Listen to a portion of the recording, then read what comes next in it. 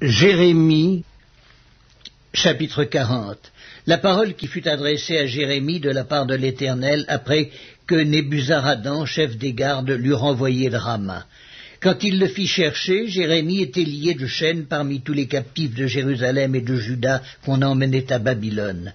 Le chef des gardes envoya chercher Jérémie et lui dit: L'Éternel ton Dieu a annoncé ses malheurs contre ce lieu. L'Éternel a fait venir et a exécuté ce qu'il avait dit, et ces choses vous sont arrivées parce que vous avez péché contre l'Éternel et que vous n'avez pas écouté sa voix. Maintenant, voici, je te délivre aujourd'hui des chaînes que tu as aux mains. Si tu veux venir avec moi à Babylone, viens, j'aurai soin de toi. Si cela te déplaît de venir avec moi à Babylone, ne viens pas. Regarde, tout le pays est devant toi. Va où il te semblera bon et convenable d'aller. Et comme il tardait à répondre, retourne, ajouta-t-il, vers Guédalia, fils d'Akikam, fils de Shaphan, que le roi de Babylone a établi sur les villes de Juda, et reste avec lui parmi le peuple. Ou bien va partout où il te conviendra d'aller. Le chef des gardes lui donna des vivres et des présents et le congédia. Jérémie alla vers Guédalia, fils d'Akikam, à Mitzpa, et il resta avec lui parmi le peuple qui était demeuré dans le pays.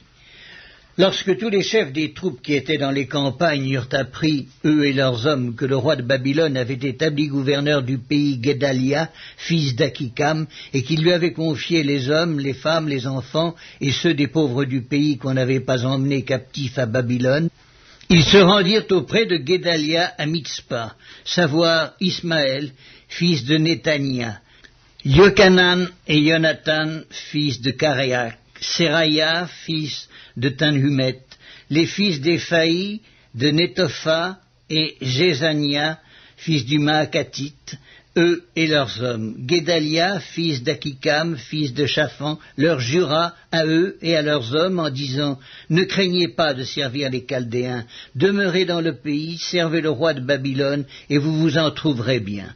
Voici, je reste à Mitzpa pour être présent devant les Chaldéens qui viendront vers nous.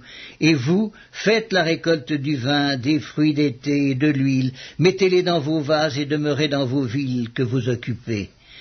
Tous les Juifs qui étaient au pays de Moab, chez les Ammonites, au pays d'Édom et dans tous les pays, apprirent que le roi de Babylone avait laissé un reste dans Juda et qu'il leur avait donné pour gouverneur Guédalia, fils d'Akikam, fils de Shaphan.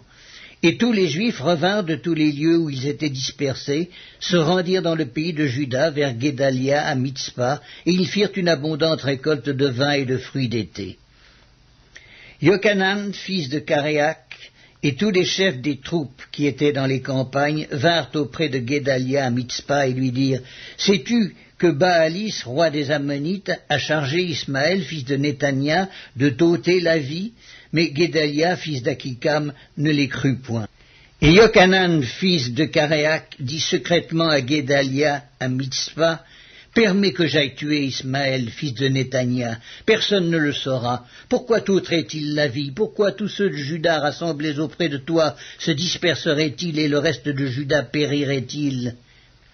Guédalia, fils d'Akikam, répondit à Yochanan, fils de Karéak: Ne fais pas cela, car ce que tu dis sur Ismaël est faux.